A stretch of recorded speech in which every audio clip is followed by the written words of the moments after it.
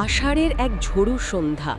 ভাবুন একবার, বাইরে সে কি দৃষ্টি, মানে যাকে বলে মুষলধারে ঘন ঘন বাজ পড়ছে। আর তার সাথে পরিবেশটা উত্তরপাড়ার প্রায় ১০০ বছরের পুরনো একটা বাড়ি। একদম। সেই বাড়িতে অমরনাথ চ্যাটার্জি বিলকুল একা।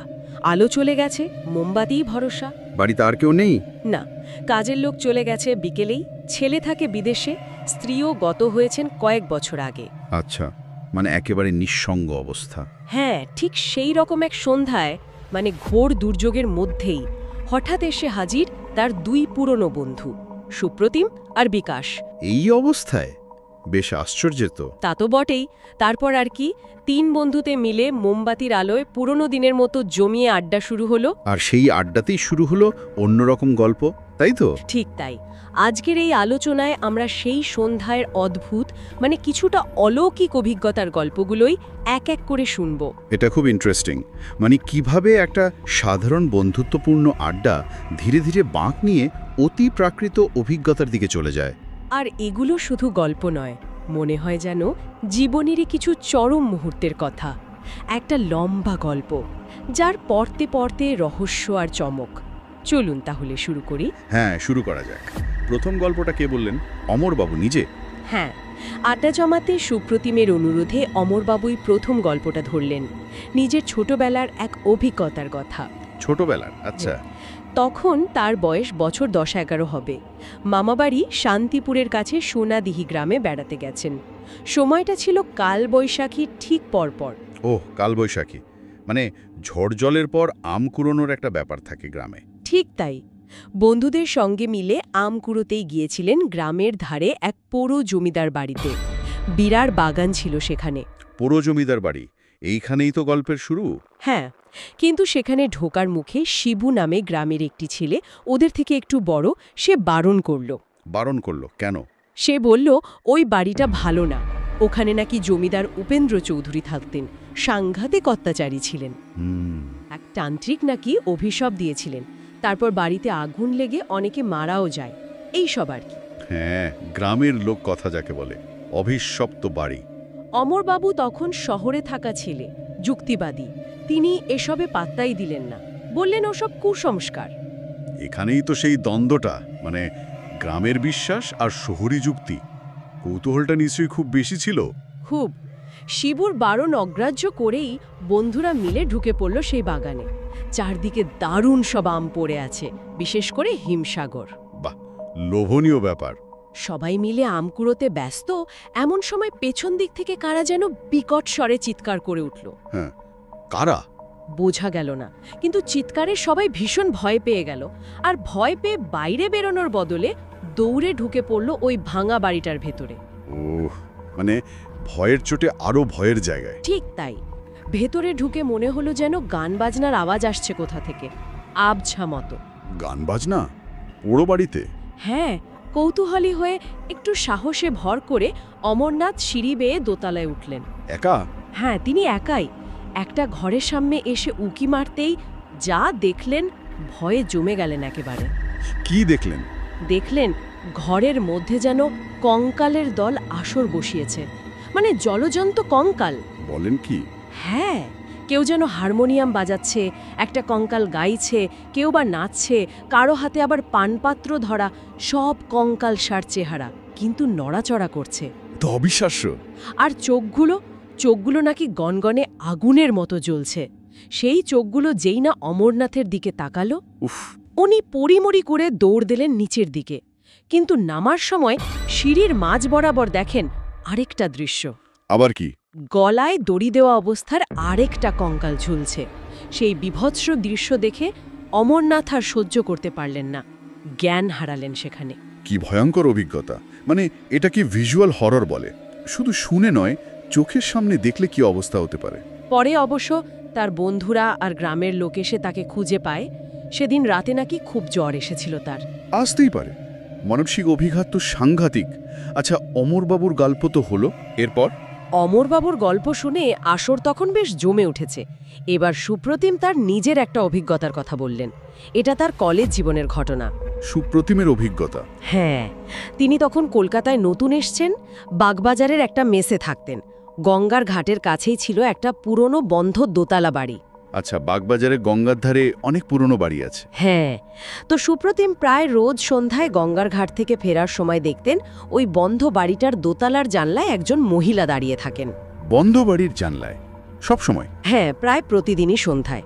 আবছা আলোয় মুখ ভালো বোঝা যেত না, চুল খোলা, শরীরটা ভেজা মনে হতো, যেন এইমাত্র স্নান করে উঠেছেন। ভেজা শরীর, অদ্ভুত তো। আর তার চোখের দৃষ্টি, সুপ্রতিম বলছিলেন, তাতে নাকি এক অদ্ভুত তীব্র আকর্ষণ ছিল। দিনের পর দিন দেখতে দেখতে উনি ক্রমশ ওই মহিলার প্রতি খুব আকৃষ্ট হয়ে পড়েন। এটা একটু অন্যরকম, ভয়ের চেয়ে বেশি যেন একটা টান। ঠিক। একদিন হলো কি, ওই মহিলা তাকে ইশারায় ডাকলেন বন্ধ বাড়ির ভেতর থেকে। হ্যাঁ, আর সেই ডাকে সুপ্রতিম যেন ঘোরের মতো চলে গেলেন। কোনো কিছু না ভেবেই পাঁচিল টপকে ঢুকে পড়লেন বাড়ির চত্বরে। বলেন কি, সম্মোহিতর মতো? একদম তাই। আগাছায় ভরা উঠোন পেরিয়ে সিঁড়ি দিয়ে সোজা দোতলায় একটা ঘরের দরজায় তালা দেওয়া ছিল। তালা দেওয়া? তাহলে ভেতর থেকে সেই মহিলা ইশারায় দরজাটা ভাঙতে বললেন, আর সুপ্রতিমও যেন ঘোরের মধ্যে শরীরের সমস্ত শক্তি দিয়ে ধাক্কা মেরে কবাট ভেঙে ফেললেন। সর্বনাশ, এ তো রীতিমতো আবেশ। ঘরের ভেতরে আবছা অন্ধকার। সেই ভেজা শরীরে মহিলা দাঁড়িয়ে হাতটা বাড়ালেন সুপ্রতিমের দিকে। তারপর সুপ্রতিম হাতটা ধরতেই অনুভব করলেন কি কনকনে ঠান্ডা সেই স্পর্শ, যেন বরফ। হিমশীতল স্পর্শ। এটা তো ভৌতিক গল্পের ক্লাসিক এলিমেন্ট। মহিলা তাকে হাত ধরে টেনে নিয়ে গেলেন ঘরের অন্য দিকের একটা জানালার কাছে। ইশারা করলেন জানালাটা খুলতে। জানালা? হ্যাঁ, বহু কষ্টে ছিটকুনি খুলে সুপ্রতিম দেখলেন জানালার দুটো গরাদ ভাঙা, আর ঠিক তার নিচেই একটা ইদারা, গভীর কুয়ো। জানালার নিচেই? হ্যাঁ, মহিলা তখন ইশারা করছেন তাকে ওই ভাঙা গরাদ গলে কুয়োতে ঝাঁপ দিতে বলছেন? আত্মহত্যার প্ররোচনা?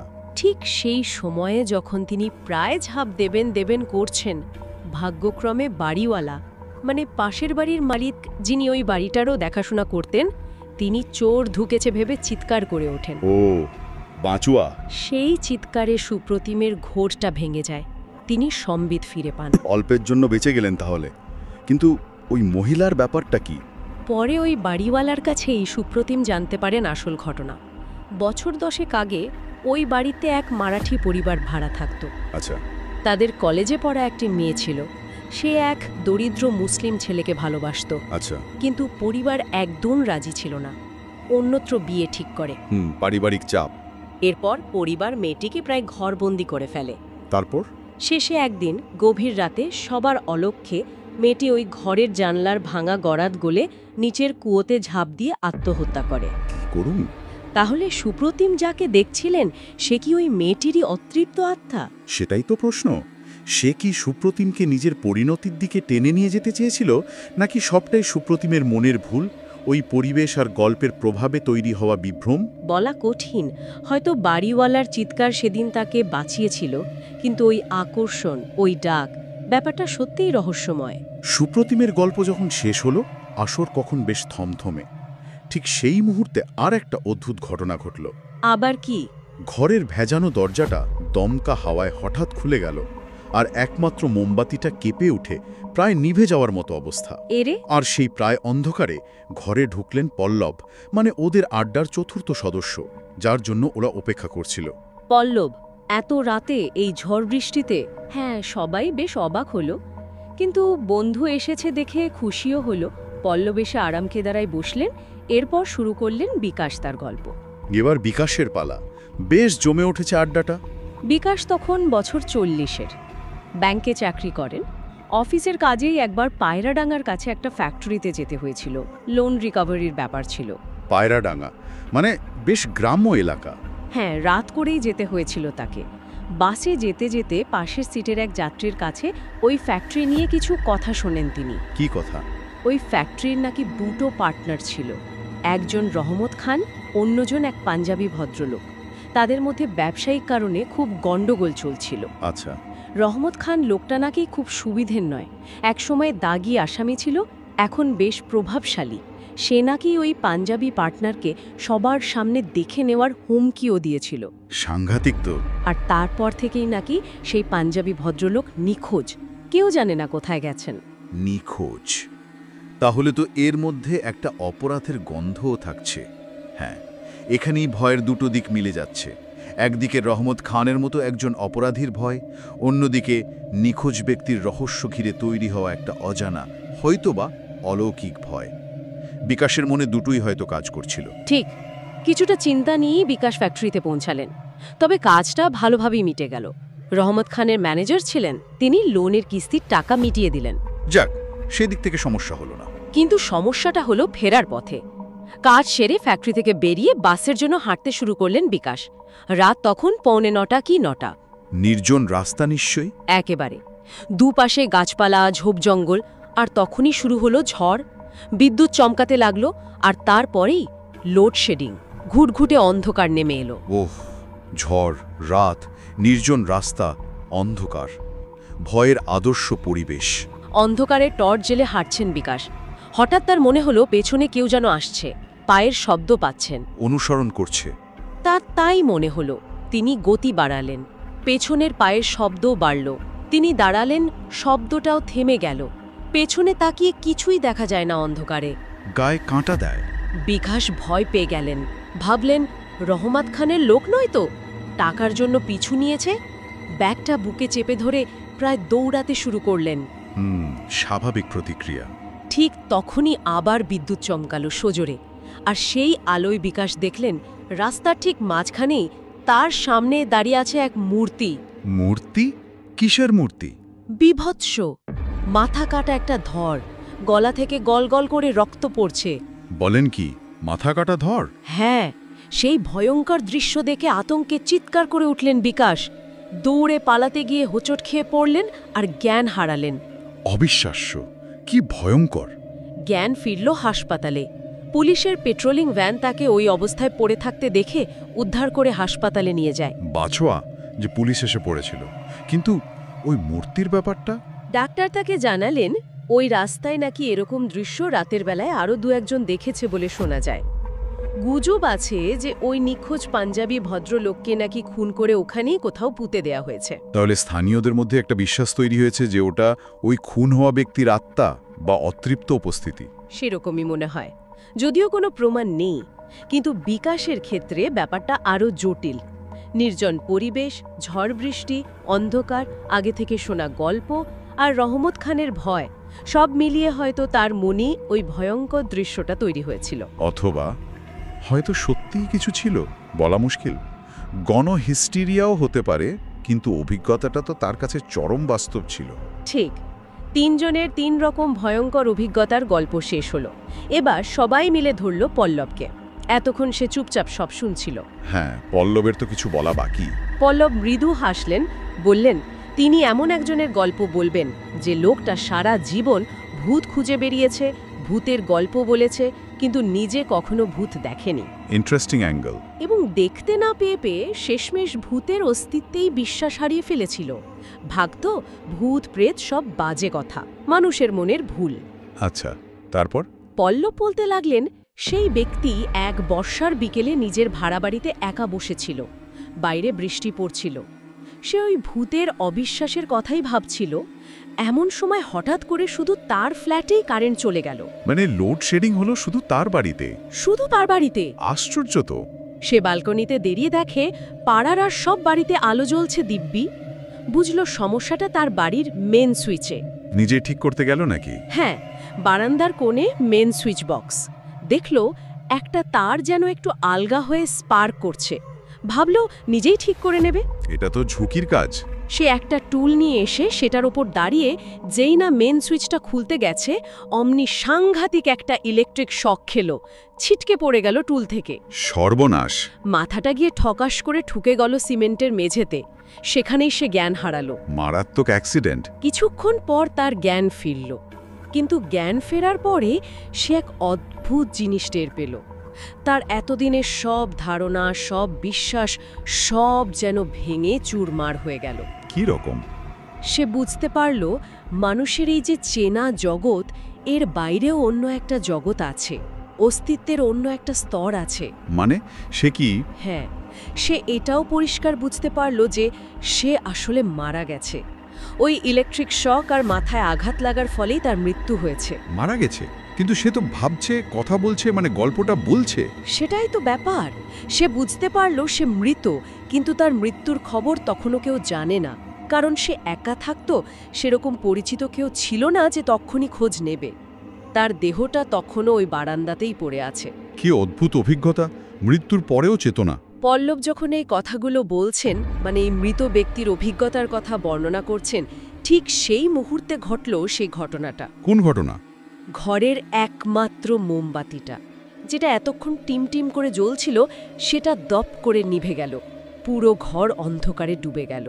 আর প্রায় সঙ্গে সঙ্গেই বাইরে প্রচণ্ড শব্দে একটা বাজ পড়ল। বিদ্যুতের সে জোরালো আলোয় ঘরের ভেতরটা এক মুহূর্তের জন্য আলোকিত হয়ে উঠল। আর সেই আলোতেই অমরবাবু, সুপ্রতিম আর বিকাশ দেখলেন। কি দেখলেন? দেখলেন পল্লব যে আরাম কেদারাটায় বসে গল্প বলছিল, সেই চেয়ারটা খালি। পল্লব সেখানে নেই, উধাও। নেই মানে ভ্যানিশড? হ্যাঁ, এক মুহূর্তে হাওয়া। অবিশ্বাস্য। তার মানে পল্লব যে গল্পটা বলছিল সেটা কি তারই গল্প ছিল? সে কি মৃত্যুর পর বন্ধুদের সাথে দেখা করতে এসেছিল? ঠিক এই প্রশ্নটাই তখন বাকি 3 বন্ধুর মনেও এসেছিল। গল্প আর বাস্তব যেন একেবারে মিলেমিশে একাকার হয়ে গেল সেই মুহূর্তে। পল্লবের এই শূন্য চেয়ারটা যেন এক চরম সত্যি তুলে ধরল। কি সাংঘাতিক একটা মোচড়! মানে এতক্ষণ যারা ভৌতিক অভিজ্ঞতার কথা বলছিল, তাদের মধ্যে একজন নিজেই সেই অন্য জগতের বাসিন্দা হয়ে উঠল। কিন্তু এখানেই গল্পের শেষ নয়, বরং ক্লাইম্যাক্সটাই এর পরে, এবং সেটাও আরও মর্মান্তিক, আরও জটিল। আরও আছে?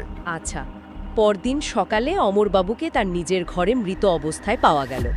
দোতলার বারান্দার জানালার ধারে তার নিথর দেহ পড়েছিল। অমরবাবুও মারা গেলেন?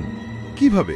ডাক্তারদের অনুমান, আগের রাতে যে বাজ পড়েছিল সেই বজ্রাঘাতেই তার মৃত্যু হয়েছে। হয়তো তিনি বারান্দায় দাঁড়িয়ে বৃষ্টি দেখছিলেন। কি ট্র্যাজেডি! আগের রাতে যিনি কঙ্কালের গল্প বলছিলেন। এখানেই শেষ নয়, সেই দিনই খবরের কাগজে আরও 2টো মৃত্যুর খবর বেরোলো। আরও 2টো? কাদের? এক, বিখ্যাত রবীন্দ্রসঙ্গীত শিল্পী সুপ্রতিম সান্যাল। গভীর রাতে কোনো এক অনুষ্ঠান থেকে ফেরার পথে হাইওয়েতে এক ভয়াবহ পথ দুর্ঘটনায় তার মৃত্যু হয়েছে। সুপ্রতিমও? যে ওই অতৃপ্ত আত্মার গল্প বলেছিল? হ্যাঁ। আর 2, প্রবীণ অবসরপ্রাপ্ত ব্যাংক কর্মচারী বিকাশ সরকার, যিনি ওই মাথাকাটা ধরের গল্প বলেছিলেন, তিনি নিজের বাড়িতে আত্মহত্যা করেছেন। বিকাশবাবুও আত্মহত্যা করেছেন? 3 জনই, অমরবাবু, সুপ্রতিম, বিকাশ। 24 ঘন্টার মধ্যে 3 জনই মৃত। হ্যাঁ, 3 বন্ধু যারা আগের রাতে একসঙ্গে বসে অলৌকিক গল্প করছিল, তারা প্রত্যেকেই পরের দিনের মধ্যে মৃত। এটা কি করে সম্ভব? পল্লবের ওইভাবে উধাও হয়ে যাওয়া, আর তারপরেই 3 জনের মৃত্যু।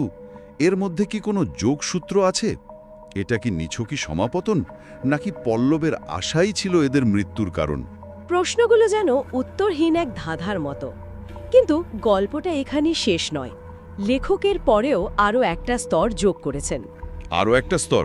কি সেটা? জানা গেল, এতক্ষণ আমরা যে গল্পটা নিয়ে আলোচনা করছি, যে গল্পটা শুনলাম, সেটা আসলে লিখেছে তিয়াশা নামে এক তরুণী। তিয়াশা? সে কে? সে থাকে আফ্রিকার কঙ্গোতে। তার এক ছোটবেলার বন্ধু সায়ন্তন একটা ম্যাগাজিন বের করবে ঠিক করেছে। তারই পুজো সংখ্যার জন্য তিয়াশা এই গল্পটা লিখেছে। মানে এতক্ষণ যা শুনলাম সেটা তিয়াশার লেখা গল্প? হ্যাঁ। আর এই গল্পে চরিত্রগুলো অমরবাবু, সুপ্রতিম, বিকাশ, এমনকি পল্লব এদেশে তৈরি করেছে তার ছোটবেলায় দেখা তার বাবা এবং বাবার বন্ধুদের ছায়া অবলম্বনে। ও আচ্ছা, মানে বাস্তব চরিত্রদের আদলে গড়া। ঠিক। তিয়াশা ফোনে গল্পটা তার বন্ধু সায়ন্তনকে শোনায়। সায়ন্তন শুনে খুব প্রশংসা করে, কিন্তু বলে গল্পের নামটা ভৌতিক আড্ডা তার ভালো লাগছে না, বদলাতে হবে। আর চরিত্রগুলোকেও তার কেমন যেন খুব চেনা চেনা লাগছে। সেই রাতেই তিয়াশা একটা অদ্ভুত স্বপ্ন দেখে। স্বপ্ন? কি স্বপ্ন? স্বপ্নে সে দেখে যেন একটা খুব সুন্দর বাগানে সে বসে আছে, আর সেখানে একে একে আসছেন তার মৃত বাবা, বাবার জ্যাঠতুতো দাদা অজয় জেঠু, তার স্কুলের প্রিয় বাংলার শিক্ষক মুকুল স্যার, কাকার বন্ধু সুভাষ কাকু, তাদের পুরনো প্রতিবেশী বিপ্লব বাবু, মানে ঠিক যে যে মানুষদের আদলে সে গল্পের চরিত্রগুলো গড়েছিল। সবাই যাদের আদলে চরিত্রগুলো তৈরি? হ্যাঁ, এবং তারা সবাই মৃত। তারা স্বপ্নে এসে তিয়াশার গল্পের খুব প্রশংসা করেন আর তাকে একটা প্রস্তাব দেন। কি প্রস্তাব? তারা বলেন এই গল্পটা তাদের ওখানে মানে পরলোকে তাদের বার্ষিক ম্যাগাজিনে ছাপা হবে, শুধু নামটা পাল্টে দেওয়া হবে। নতুন নাম হবে যখন মানুষ ছিলাম। যখন মানুষ ছিলাম। কি অদ্ভুত আর গভীর অর্থবহ একটা নাম। লেখক, তার সৃষ্টির পেছনের বাস্তব মানুষ, ইহলোক পরলোক সব যেন মিলেমিশে যাচ্ছে। এটা কি শুধুই স্বপ্ন নাকি অন্য কোনো ইঙ্গিত? সেটাই তো রহস্য। আর গল্পের একেবারে শেষে আমরা জানতে পারি চরম বাস্তবটা কি? সেই দিনই সন্ধ্যায় কঙ্গোর গোমো শহরের কাছে মাউন্ট নাইরাগাঙ্গো আগ্নেয়গিরিতে এক ভয়ঙ্কর অগ্ন্যুৎপাত শুরু হয়। লাভা স্রোত শহর পর্যন্ত চলে আসে, বহু মানুষের মৃত্যু হয়। ওহ, কঙ্গো সেই ভলক্যানিক এরাপশন।